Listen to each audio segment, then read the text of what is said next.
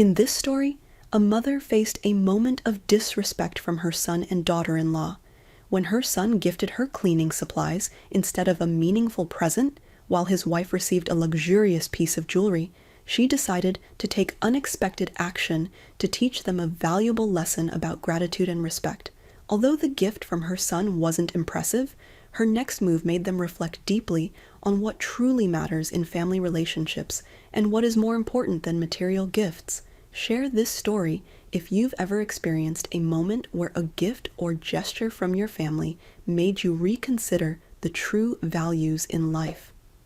Don't forget to hit like and subscribe to get more powerful stories about family and life lessons. Let's inspire positive change in families and communities together. The storm in the courtroom. On a rainy morning in Charleston, Deputy Inspector Michael Turner walked into the courtroom, feeling the tension that hung in the air.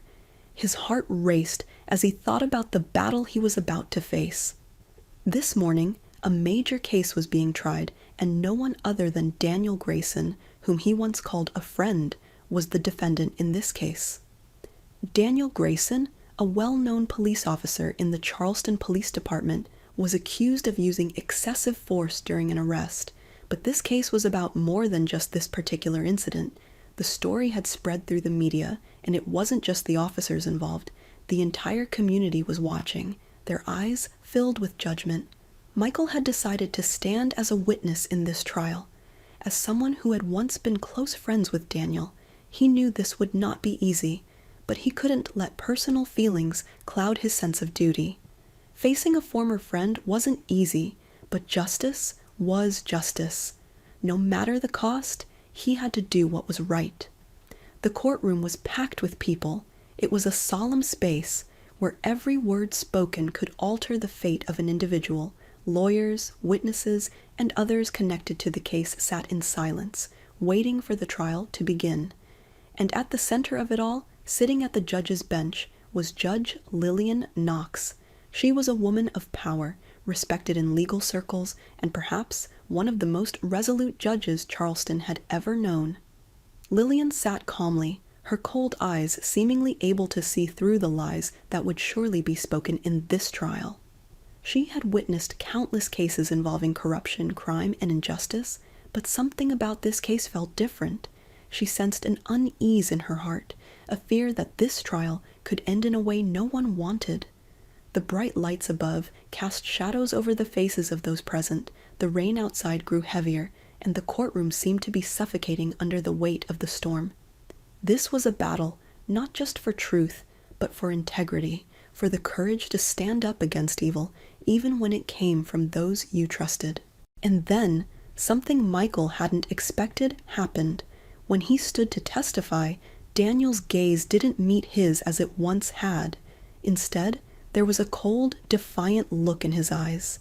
It was as if he was declaring war, a statement that Daniel was no longer the friend he once knew. In that moment, Michael realized he was not facing a friend, but a real enemy. Judge Lillian Knox lowered her head, staring at the case files. She could feel the complexity of this case, but in her mind, one thing was clear. No one, whether a cop or anyone else, could stand above the law. She had to do what was right, protect justice, no matter the personal relationships at play. As the trial continued, the battle between witnesses, lawyers, and everyone else in the courtroom grew more intense.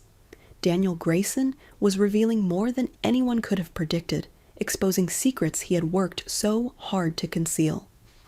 Those close to him, his colleagues in law enforcement, stood on opposite sides of the battlefield. Michael knew that his career could be destroyed if he spoke out against Daniel, but what he didn't know was that this confrontation would lead him to a horrifying truth no one had seen coming, and that truth would change not just his life, but Daniel's, Lillian's, and everyone present in that courtroom. How will the story unfold next? Will Michael stand firm in the face of loyalty, or will he make the ultimate decision to protect justice, even if it leads to consequences he can't foresee? Unraveling secrets. The days that followed the first session of the trial were filled with uncertainty. Michael Turner could not shake the image of Daniel's cold, defiant stare. Each time he tried to sleep, the memory of that moment played over and over in his mind like a haunting melody, reminding him of how quickly everything had changed. Daniel Grayson, the man who had once been like a brother, was now a stranger to him. The friendship they had shared seemed like a distant memory, one that had faded with each passing year as Daniel had risen in the ranks of the police force. But Michael wasn't naive. He had heard the rumors, seen the whispers, and now he was part of the ugly truth that was unfolding in the courtroom. The case had taken an unexpected turn. Daniel's defense team had called several witnesses who were former colleagues, each one painting a picture of him as a hero of the community. But the cracks in their testimonies were undeniable. Too many inconsistencies, too many lies. Michael's own testimony, which had initially been filled with hesitation, now carried weight. He spoke not just as a former friend, but as a man who had witnessed firsthand the abuse of power that had gone unchecked for far too long. In one of the quieter moments of the trial, when the courtroom was still and everyone was listening intently to the prosecution's case, Michael caught a glimpse of Lillian Knox's face. She seemed distant, contemplative, as if she was pondering the weight of the decisions that lay ahead. Michael knew that she had been involved in high-profile cases before, but this one felt different to her. There was something about the depth of betrayal, about the quiet cruelty that was seeping out of Daniel's actions, that weighed heavily on her. The days blurred together as testimonies piled up, but Michael couldn't ignore the fact that the deeper they dug into the case, the more it seemed like this was only the tip of the iceberg. The evidence they had gathered, the testimonies they had heard, they were all pointing to something much bigger, something darker that even Michael hadn't anticipated. This wasn't just about Daniel Grayson. It was about a network, a system that had been quietly protecting its own for years. The corruption in Charleston's police department ran deeper than anyone had ever imagined. But as Michael stood in the witness box on the final day of the trial, he could see it in Daniel's eyes again, the rage, the anger, the fear. It was a look Michael had seen many times before, but never so sharp, never so dangerous. It was a look that made him question everything he thought he knew about loyalty, about friendship. Daniel's defense attorney rose, and the tension in the room mounted. "Mr. Turner," the lawyer began, "do you really believe that Officer Grayson acted with malice? Or could it be that you are simply letting your personal history with him cloud your judgment?" Michael's heart raced as he looked at the lawyer, then at Daniel. There it was again, the challenge, the direct attack on his integrity, his ability to do what was right. For a moment, Michael hesitated. The words were right there, but they felt like they were stuck in his throat. It wasn't just his career on the line, it was his entire identity. He had built his life around the idea of justice, of doing what was right, but now, facing his former friend, everything seemed so much more complicated. But then, he remembered why he had come forward in the first place. He remembered the people who had suffered because of Daniel's actions, the lives that had been destroyed. In that moment, the decision became clear. He had to speak the truth. "I don't just believe it," Michael said, his voice steady and firm. "I know it. Daniel Grayson used his position of power to intimidate, to harm, and to destroy. He did it repeatedly, and he got away with it, but not anymore." The courtroom fell silent. Lillian Knox's expression was unreadable, but Michael saw a flicker of something in her eyes. Maybe respect, maybe regret. Whatever it was, it felt like she was silently acknowledging the difficult truth that had just been spoken. The room seemed to hold its breath as the defense attorney tried to regroup, but it was clear that Michael's words had struck a chord. There was no denying the weight of what he had said. The trial had reached a critical point, and then, just as Michael thought the worst was behind him, something unexpected happened. A new piece of evidence was brought to light, an audio recording of Daniel Grayson's voice, speaking to an unknown accomplice, about his involvement in several other unsolved cases of police misconduct. The room erupted. Gasps, murmurs, the sound of chairs shifting as people leaned forward in shock. Daniel's face turned pale, his arrogance evaporating as the recording played for all to hear. This was it, the proof that would seal his fate. Judge Lillian Knox's gavel rang out, silencing the chaos. She looked down at Daniel with a mixture of pity and resolve. "This trial is over," she declared.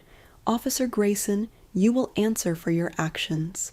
The aftermath. The courtroom buzzed with conversation as the trial came to an end, but Michael's mind was far from the victory. The weight of the past weeks, the personal sacrifice he had made, and the deep loss he felt for the man he had once called his friend weighed heavily on him. Judge Lillian Knox's words still echoed in his ears. This was just the beginning. The revelation about Daniel Grayson's corruption had sent shockwaves through the police department, and there were others out there who would now be under investigation. The case against Daniel was just one piece of a larger puzzle, a puzzle that Michael was now committed to solving. As he walked out of the courtroom, he felt a strange mix of relief and emptiness. He had done what he knew was right, but it had cost him more than he had ever anticipated. His relationship with his colleagues, his standing in the department, it was all up in the air now. But what troubled him the most was the thought of the lives that were still being destroyed, the families that had been torn apart by corruption and abuse. Back at his apartment, Michael collapsed onto the couch, his mind racing. He knew that the battle for justice didn't end with this trial. In fact, it was just beginning. But as he closed his eyes, he wondered how many more sacrifices he would have to make before the truth finally prevailed. What lies ahead for Michael? Will he be able to navigate the complex web of corruption that still exists in Charleston? Or will he be dragged down by the very forces he's fighting against? Only time will tell. The silent war. Michael sat in his apartment, the faint hum of the city outside, doing little to calm the storm raging inside him. The trial was over, but the war was just beginning. He had thought that the truth would bring some sense of closure, but instead it had only opened more doors, doors that led deeper into the murky world of police corruption, deceit, and betrayal. His phone rang, interrupting his thoughts. It was a message from Lillian Knox. "Meet me tomorrow, 2 p.m., same place. We need to talk." Michael stared at the screen for a moment. He knew Lillian had always been a woman of few words, but the urgency in her message struck him. He had no idea what she wanted to discuss, but he knew it was important. After a few moments, he typed a quick reply. "I'll be there." The next day, he found himself sitting across from Lillian at their usual cafe, the clinking of cups and the murmur of conversations filling the air. She didn't waste time with pleasantries. "We've got a problem," she said, her voice low but firm. This trial, it was just the surface. Daniel Grayson was only a small part of a much larger issue, and there are people who are starting to take notice. Some of them are people we can't trust. Michael raised an eyebrow, his heart starting to race. He had suspected as much, but hearing it confirmed by Lillian, someone who had seen it all, made it all the more real. "Who are we talking about?" Michael asked, leaning forward. Lillian glanced around the cafe, making sure no one was paying attention. "The people behind Grayson, Michael, the ones who have been pulling the strings. And trust me, they won't let him go down without a fight. You've already made an enemy of them, and they don't forget." Michael felt a chill run down his spine. He had always known that taking down someone like Daniel would come with consequences, but he hadn't fully realized the depth of the danger until now. It wasn't just about one man, it was about a system, a network of power and corruption that stretched far beyond what he had imagined. "We need to be careful," Lillian continued, her eyes hard with determination. "There are people within the department who are loyal to Grayson. They'll do anything to protect their own, even if it means going after us." Michael took a deep breath, the weight of her words settling heavily in his chest, It was one thing to expose corruption in the light of day, but it was another to take on a hidden network that operated in the shadows. He had thought he was fighting for justice, but now it felt like he was stepping into a much darker game. "How do we stop them?" Michael asked, his voice barely above a whisper. Lillian's eyes met his with a quiet intensity. "We keep digging. We get the evidence they've been hiding, the records they've been burying. We take down the people who are running this entire operation, and we do it before they have a chance to strike back." Michael nodded, feeling the surge of determination flood his veins. The stakes had just been raised. The battle was no longer just about Daniel Grayson, it was about a fight for the very soul of Charleston's police department. But as Lillian stood to leave, she hesitated for a moment. Her gaze softened, a rare moment of vulnerability breaking through her usual composure. "You're not alone in this, Michael," she said quietly. "We're in this together." With that, she walked away, leaving Michael to reflect on the gravity of the situation. He had already lost so much: his career, his sense of safety, his peace of mind. But now, it seemed, he had no choice but to go further, to risk everything to bring the truth to light, even if it meant facing enemies he had never even known existed, into the abyss. Over the following weeks, Michael's life took on an almost surreal quality. He spent hours poring over documents, following leads, and meeting with trusted allies who were also committed to bringing down the corrupt police network. It was like searching for a needle in a haystack, but each time he uncovered a new piece of evidence, it felt like the walls were closing in. One evening, as he was going through a batch of old case files in his apartment, Michael received an encrypted message from Lillian. The message was brief, but the urgency was palpable. "Meet me at the usual place. Bring everything you have. It's happening tonight." Michael's heart raced as he gathered his things and rushed out the door. This was it. This was the moment they had been working toward. If everything went according to plan, they would expose the entire network. If not, well, Michael wasn't sure what they would be facing, but he knew it wouldn't be pretty. When he arrived at the cafe, Lillian was already waiting. There was something different in her demeanor, a quiet tension, a readiness for whatever was coming. As Michael sat down, she slid a manila folder across the table to him. "This is it," she said, her voice steady but with an edge of urgency. "The key to everything. This is the evidence we need to take down the entire operation." Michael opened the folder, his eyes scanning the contents. It was a collection of documents, reports, surveillance footage, and phone records showing a clear connection between several high-ranking officers and corrupt businessmen in Charleston.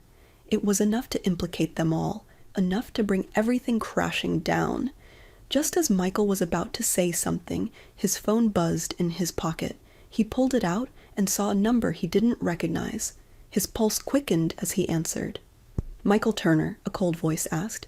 "You've been digging in places you shouldn't be, and now you've gone too far?" Michael's stomach dropped. He recognized the voice. It was a voice from his past, someone who had always operated in the shadows, someone who had always protected the corruption he was now trying to expose. "You think you can take us down?" the voice continued, a hint of amusement in its tone. "You have no idea what you're up against." Before Michael could respond, the line went dead. He looked at Lillian, whose face had gone pale. "They know," she whispered, "and they're coming for us." The final countdown. With the clock ticking and the walls closing in, Michael and Lillian knew there was no turning back. They had crossed a line that couldn't be uncrossed, and now the forces aligned against them were preparing to make their move. Michael had no illusions about the danger they were in, but he also knew that they were on the brink of something that could change everything. They had the evidence. They had the truth. All they needed now was the courage to see it through. And as they made their final preparations to expose the network of corruption, Michael couldn't shake the feeling that the battle ahead was not just about the truth. It was about justice, about standing up to the darkness, no matter the cost. But the question remained, would they survive long enough to bring the truth to light? The calm before the storm. The night air was thick with tension as Michael sat at his desk, the soft glow of his desk lamp illuminating the files spread before him. His mind raced as he reviewed the documents again, this time with a sense of finality. He had crossed into dangerous territory, but the truth they had uncovered could not be hidden any longer. Lillian had been in constant contact, and their plan was set. The evidence they had gathered over the past several weeks was airtight. They had the names, the dates, the recordings, everything they needed to bring the corrupt officers and their allies to justice. But there was still one thing that loomed over them both: time. They couldn't afford to wait too long. The longer they waited, the more likely it became that someone would try to silence them before they could act. Michael glanced at the clock. It was already past midnight. He needed sleep, but his mind wouldn't allow him to rest. His phone buzzed, breaking his concentration.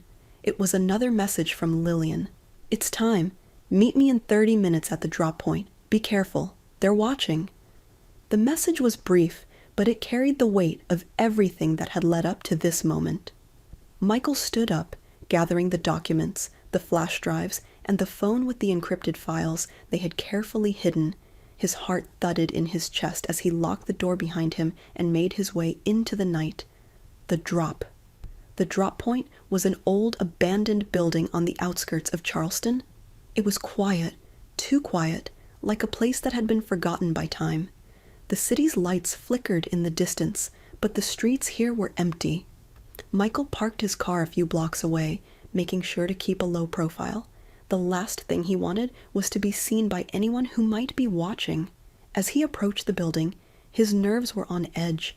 Every shadow seemed to hide a threat, and every noise seemed like a warning, but he couldn't afford to be afraid. Not now, not when they were so close to uncovering everything. Lillian was already there when he arrived. She was standing by the door, her posture alert, her eyes scanning the surroundings. "You made it," she said, her voice steady but with an underlying urgency. "We don't have much time. I've arranged for the files to be handed off to the press, but it has to be done tonight. Once they know we're about to expose everything, they'll come for us." Michael nodded. "We're ready. The evidence is all here. Once the press has it, there's no turning back." Lillian handed him a small, black briefcase. "This has everything. The final files, the recordings, the testimonies. The world will know the truth."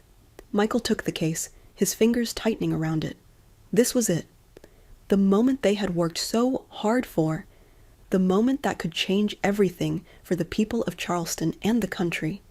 But just as he was about to speak, the unmistakable sound of footsteps echoed from the alley behind them. Michael froze, his pulse racing. They weren't alone. From the shadows, two figures emerged, their movements swift and deliberate. Michael's heart skipped a beat as he recognized one of them. It was Daniel Grayson, the very man they had been trying to bring down. "Did you really think you could get away with this, Turner?" Grayson's voice was cold and mocking as he stepped closer. "You've been digging in places you shouldn't, and now you're going to pay for it." Before Michael could react, the second figure lunged at him, grabbing the briefcase from his hands. Lillian was already moving, but she was outnumbered. Michael fought back with every ounce of strength he had, but the attackers were fast, and Grayson's men knew what they were doing.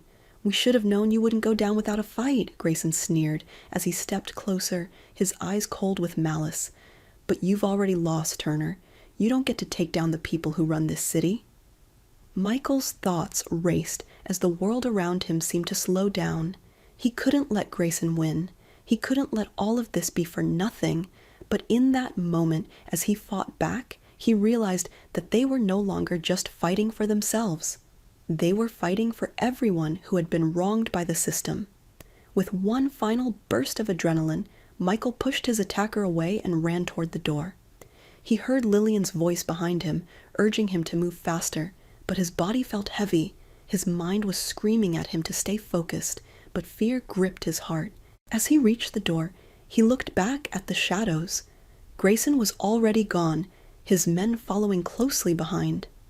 "This isn't over," Michael said to Lillian, his voice strained. Lillian grabbed his arm, pulling him inside. "We have to move fast. If they have the files, we're done." The reckoning. The hours that followed were a blur of frantic phone calls, messages, and strategic moves. Michael and Lillian were on the run now, but they couldn't stop. They couldn't afford to stop. The files that had been taken from them were the key to everything, and if they didn't act fast, it would all be lost. They managed to track down the location of the men who had taken the files, and by the time the sun began to rise, they were ready to make their move.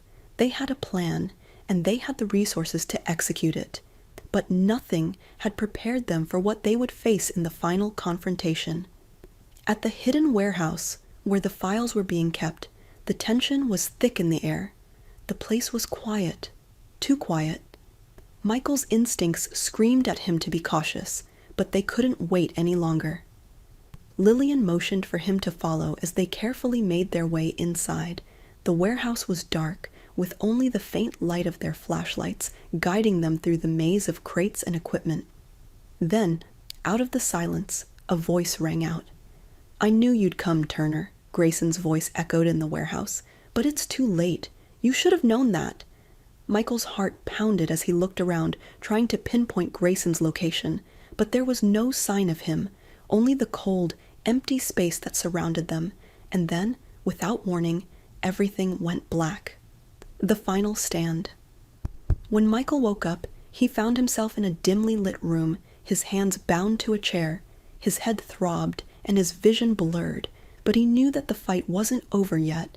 Grayson's figure appeared before him, a smirk on his face as he slowly circled Michael. "You never knew when to stop, did you?" Michael's voice was low but unwavering. "You've already lost." The last confrontation had begun. The escape. Michael's vision cleared, and the pain in his head began to subside. He could feel the rough texture of the chair beneath him and the tightness of the ropes that bound his wrists. His mind was racing. He had to escape, but he had to be smart. Grayson was too dangerous, too calculating. Grayson was standing a few feet away, pacing back and forth, clearly enjoying the control he had over Michael. "I always wondered how long it would take for someone like you to make a move. Thought you might be too clever, too careful. But here you are, tied up and at my mercy." Michael's heart pounded, but his mind was sharp. He needed a distraction. He needed something to buy him time. Then, like a flash, it hit him. He could hear Lillian's voice in his head, urging him to stay focused, to use his surroundings. The warehouse was filled with equipment and crates. He had no idea how many people Grayson had working with him, but he didn't need to take them all on at once. He just needed a way out. With a sudden movement, Michael knocked over a metal crate beside him, sending it crashing to the floor. The noise was deafening, and for a split second, Grayson turned toward the sound. That was all Michael needed. With his bound hands, he used every ounce of strength to twist his body, bracing himself against the chair. The ropes were tight, but he had been trained for moments like this. Slowly, inch by inch, he pulled the ropes against the edge of the chair, using the metal frame to saw through them. It was painful, but he had no choice. Grayson was distracted for only a moment, but in that moment, Michael's hands were free. He reached for his phone, still tucked in his pocket, and managed to send Lillian a quick text. "Now." Just as Grayson turned back to face him, Michael was already on his feet. He launched himself toward the wall, grabbing a nearby pipe and swinging it with all his strength. Grayson barely had time to react before the pipe connected with his jaw, sending him stumbling backward. Michael didn't wait for him to recover. He darted toward the door, slamming it open and bolting into the alley outside. The cool air hit his face, and he could hear the sound of footsteps behind him. Grayson was coming, but Michael was faster. He had to keep moving. As he ran through the alley, the adrenaline coursing through his veins, he could hear Lillian's car screech to a stop ahead. She was waiting for him, just like they had planned. "Get in!" Lillian shouted, her voice urgent. Michael didn't need to be told twice. He jumped into the car, and they sped off into the night, leaving the warehouse and Grayson behind. The reckoning. The night air was crisp as they drove through the empty streets of Charleston, the sound of their tires skimming the pavement, the only noise breaking the silence. Michael's heart was still racing, but he knew they couldn't rest yet. They had to get the evidence to the press, and they had to do it before Grayson realized what had happened. "We're almost there," Lillian said, glancing at him with determination. "You good?" Michael nodded, wiping the sweat from his brow. "Yeah, let's get this done." They arrived at the secure location, a small office building tucked away in a quiet part of town. The press was waiting, and the evidence was in their hands. Everything they had worked for, the recordings, the documents, the testimonies, was about to be shared with the world. As they walked into the building, the air felt thick with anticipation. The journalists were already gathering, ready to expose the truth. Michael handed over the briefcase with the evidence, and Lillian briefed the lead reporter on the situation. Michael stayed in the background, watching as the journalists began to make their calls, contacting news stations, and preparing to release the story to the public. It wasn't long before the first wave of news coverage hit. The recordings were released. The names of the corrupt officers were splashed across headlines. The city of Charleston was in shock. The fallout. The next few days were a whirlwind. Protests erupted in Charleston as people demanded justice. The public was furious, and the media was relentless in their coverage of the scandal. Officers and officials involved in the corruption were being taken into custody, and investigations were launched across the city. Michael and Lillian had become symbols of resistance, of truth in the face of power. But the danger wasn't over yet. Grayson and his allies were still out there, and they would stop at nothing to protect themselves. As the weeks went by, the pressure mounted. Michael received threatening messages, and there were whispers about more corrupt officials still hiding in the shadows. But despite the fear, Michael and Lillian stayed focused. They were determined to see this through, no matter what. The final confrontation. It was a few months later when Michael finally came face to face with Grayson again. The man they had fought so hard to bring down had been arrested, but he wasn't going down without a fight. Grayson had managed to escape from custody, and he was making one final attempt to silence everyone who had stood in his way. Michael was at his apartment when the knock came at the door. He opened it to find Lillian standing there, her face grim. "It's Grayson," she said quietly. "He's coming for us." Michael's heart skipped a beat. He had known this day would come, but he wasn't ready. "We need to end this," he said, his voice steady. "Once and for all." Together, they made their way to the courthouse where Grayson had arranged to meet with his allies. The final showdown was about to begin. The endgame. The courthouse was eerily quiet as Michael and Lillian approached. They knew Grayson was inside, waiting for them, surrounded by his men. But this time, they had the upper hand. They had gathered enough evidence to take him down permanently. The trial would be the end of Grayson's reign of terror, but it wasn't going to be easy. As they entered the courtroom, Michael's eyes locked with Grayson's. There was no fear in his gaze. There was only determination. This was the final battle, the culmination of everything they had fought for. The trial was intense, but in the end, the truth prevailed. Grayson was convicted, and his corrupt network was exposed for the world to see. As the gavel came down, Michael and Lillian exchanged a quiet glance. They had done it. The fight wasn't over, but they had won this battle. A new beginning. Months later, as the dust settled, Michael and Lillian found themselves reflecting on everything they had been through. They had faced corruption, violence, and betrayal, but they had come out stronger. They had changed the course of their city and the country, and though the road ahead was still uncertain, they knew one thing for sure. They had made a difference. As they stood together on the steps of the courthouse, watching the sun rise over the city, they knew that they had done something that would never be forgotten.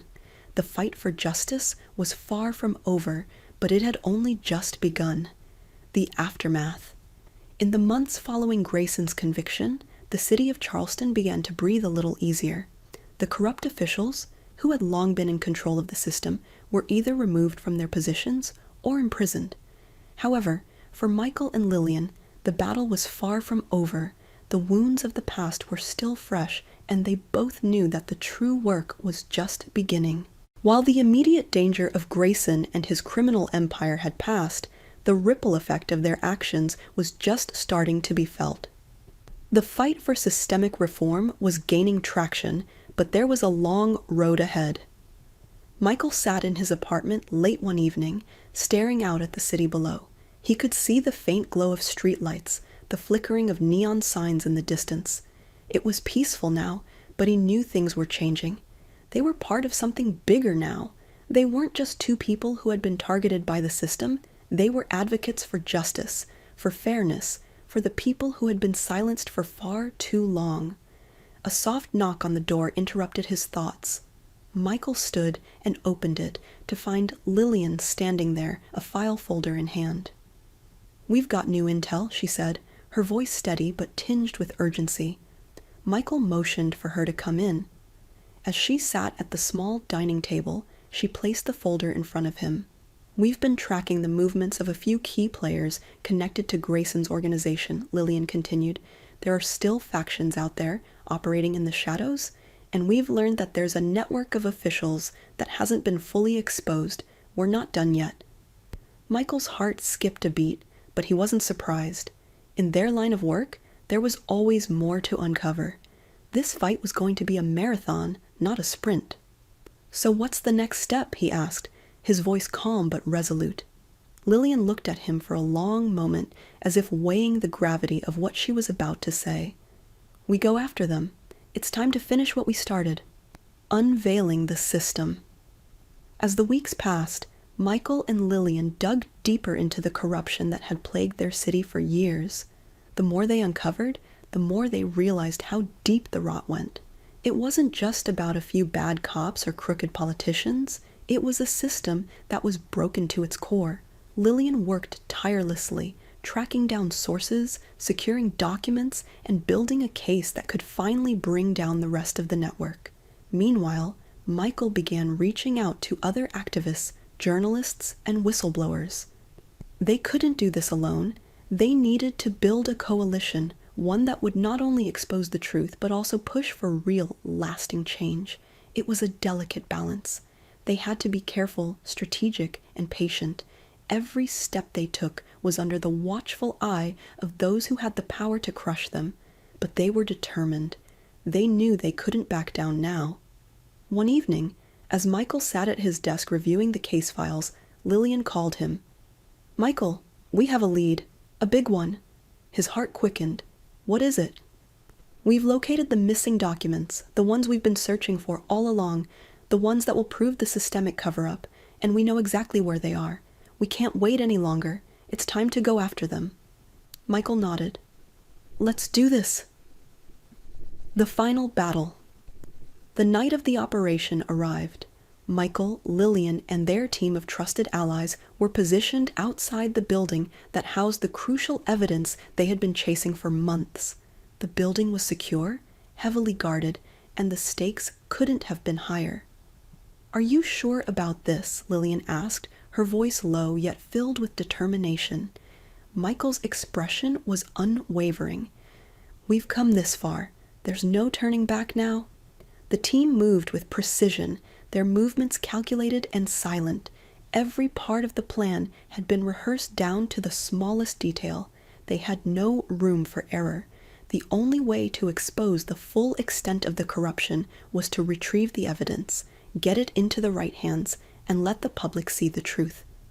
The building's security was tight, but they had expected that. They had a hacker on their team who managed to disable the security systems long enough for them to break in. As they moved through the darkened halls, Michael's mind was sharp, every sense heightened. They couldn't afford to make a single mistake.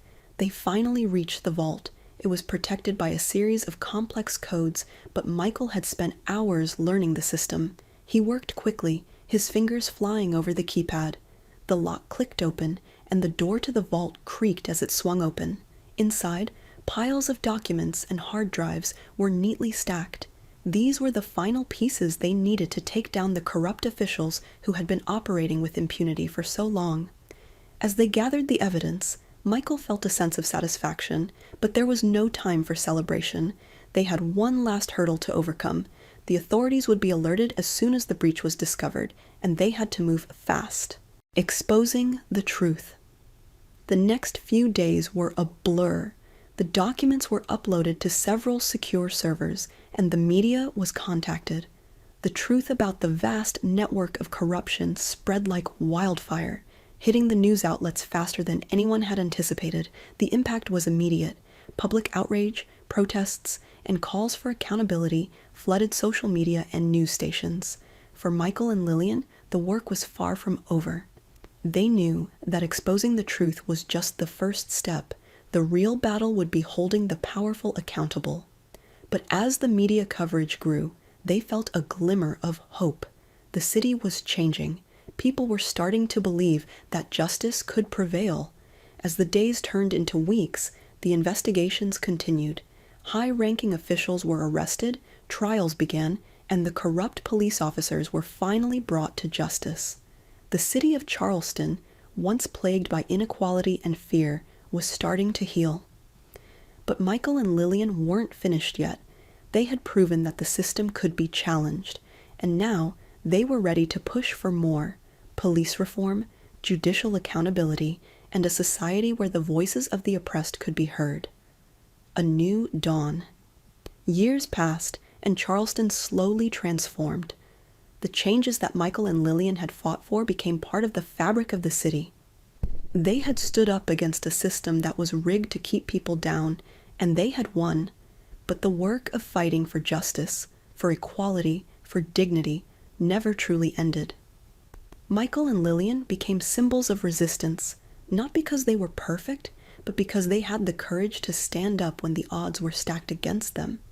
They had exposed the truth, and in doing so, they had inspired countless others to do the same.